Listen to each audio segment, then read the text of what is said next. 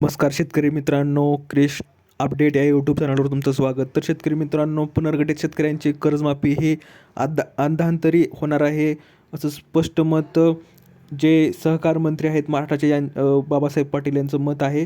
तर आपण याविषयी जे कर्जमाफीबद्दल आपण माहिती पाहणार आहोत. तर माहिती पाहण्याच्या अगोदर तुम्ही जर शेतकरी असाल तर तुमचं जर कर्ज थकीत असेल किंवा चालू बाकी असेल तर तुमचं जर पीक कर्ज असेल कोणत्या तरी बँकेचं तर तुमच्यासाठी हा व्हिडिओ नक्की पहा, जेणेकरून तुम्हाला कर्जमाफीविषयी सर्व माहिती अपडेट तुम्हाला लवकरात लवकर मिळून जाईल.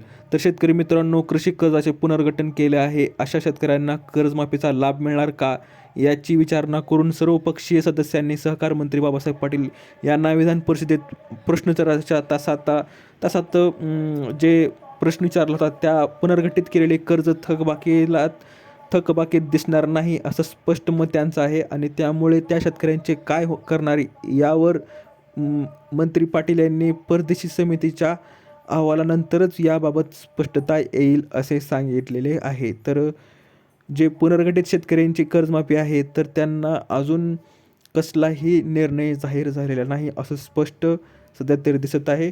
आणि त्यामुळे आमदार त्यांच्या विरोधात निदर्शने करत आहेत. तर शेतकरी मित्रांनो, आपण जर तुमचं जर कर्ज पुनर्गठित असेल तर तुमच्यासाठी सध्या तरी कर्जमाफी होऊ शकणार नाही असं सध्या तरी दिसत आहे.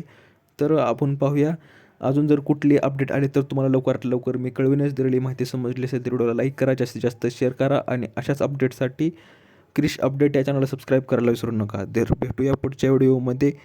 तोपर्यंत धन्यवाद.